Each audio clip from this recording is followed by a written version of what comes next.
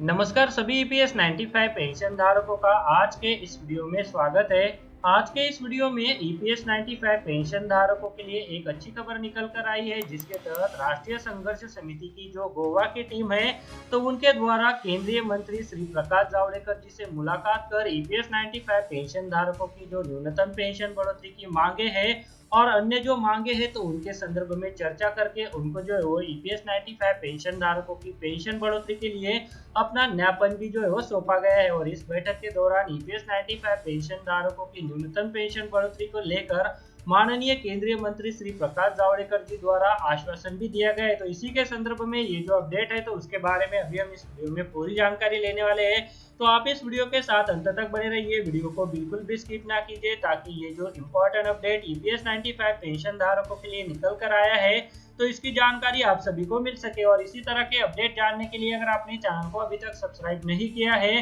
तो वीडियो के नीचे जो रेड कलर का बटन है उसे प्रेस करके आप चैनल को सब्सक्राइब करके रख लीजिए और उसके बाद एक बेल का बटन भी आएगा तो उसे भी आप प्रेस कर दीजिएगा, ताकि जो आने वाले अपडेट है तो उसका नोटिफिकेशन आपको सबसे पहले मिल सके।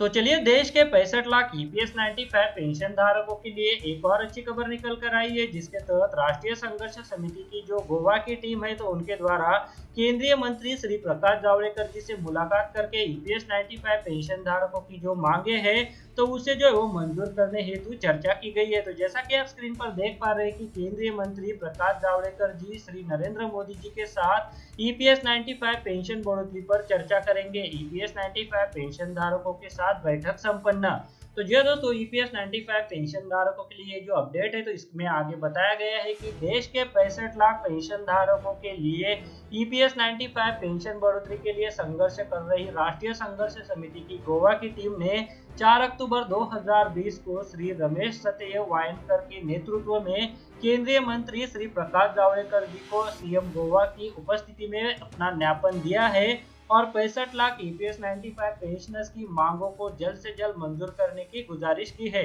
जिस पर श्री प्रकाश जावड़ेकर जी ने आश्वासन दिया कि वह गोवा से दिल्ली लौटने के बाद श्री नरेंद्र मोदी जी के साथ ईपीएस 95 पेंशन बढ़ोतरी के इस मुद्दे पर चर्चा करेंगे। सभी ईपीएस 95 पेंशन धारकों को अवगत है कि वर्तमान केंद्रीय मंत्री श्री प्रकाश जावड़ेकर जी ने पहले भी 2014 के चुनाव के समय ईपीएस 95 पेंशनर्स की न्यूनतम पेंशन वृद्धि के लिए वादा किया था।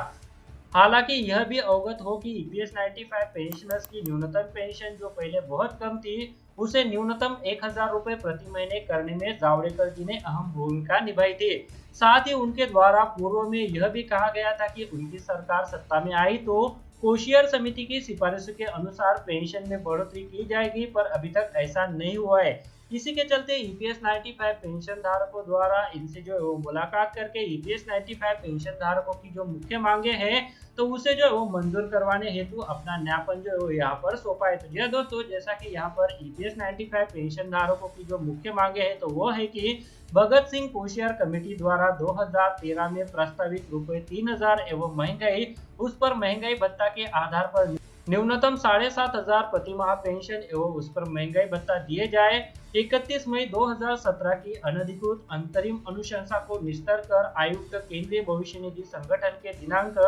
मार्च 2017 के अनुसार बढ़ी हुई दरों से पेंशन जारी किए जाए। समस्त ईपीएस 95 पेंशन धारकों को मुफ्त में चिकित्सा सुविधाएं प्रोवाइड किए जाए। जिन कर्मचारियों को ईपीएस 95 पेंशन योजना में शामिल नहीं किया गया है तो उन्हें भी इस योजना में शामिल करके उनसे योगदान लेकर उनको जो है वो पेंशन का भुगतान किया जाए, अन्यथा उन्हें जो है वो 5000 रुपए की प्रति माह पेंशन दिया जाए। तो जो दोस्तों, ईपीएस 95 पेंशन स्कीम के तहत ये जो रिटायर्ड हो चुके कर्मचारी है तो उनके द्वारा जो है उनकी सैलरी में से जो है वो यहाँ पर अंशदान दिया गया है, जो कि यहाँ पर जो बेसिक सैलरी होती है तो उतना ही कंट्रीब्यूशन अपने एम्प्लॉयर द्वारा भी दिया जाता है और इस एम्प्लॉयर द्वारा दिए गए कंट्रीब्यूशन में से 8.33% एपीएस में चला जाता है। और जब भी कोई कर्मचारी 10 साल पूरा कर लेता है तो वह एम्प्लॉय पेंशन स्कीम के तहत जो है पेंशन पाने के लिए पात्र हो जाता है और जब वह 58 वर्ष का हो जाता है तो उसके बाद जो उसे ईपीएस के तहत जो पेंशन का भुगतान किया जाता है और यह पेंशन की गणना जो उसकी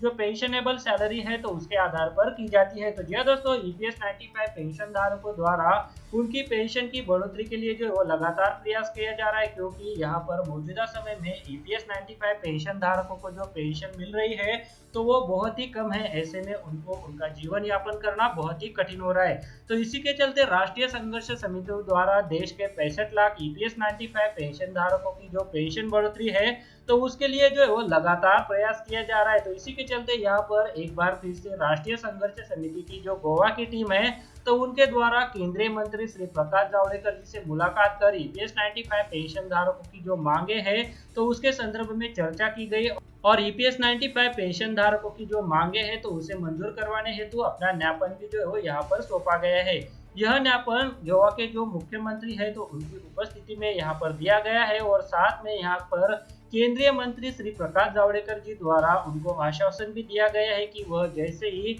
गोवा से दिल्ली लौटेंगे तो इसके ऊपर जो है वो माननीय प्रधानमंत्री श्री नरेंद्र मोदी जी के साथ जो है वो चर्चा करेंगे। तो इसके संदर्भ में आगे जो भी अपडेट आएगा तो उसके बारे में मैं मेरे अगले आने वाले वीडियो में आपको बताता रहूंगा। इसके लिए अगर आपने चैनल को अभी तक सब्सक्राइब नहीं किया है तो वीडियो के नीचे जो रेड कलर का बटन है उसे प्रेस करके आप चैनल को अभी सब्सक्राइब करके रख लीजिए, ताकि भविष्य में आपसे संबंधित जो भी अपडेट आए तो उसका नोटिफिकेशन आपको सबसे पहले मिल सके और आप आपसे संबंधित किसी भी जानकारी से जो है वो चूक ना सके।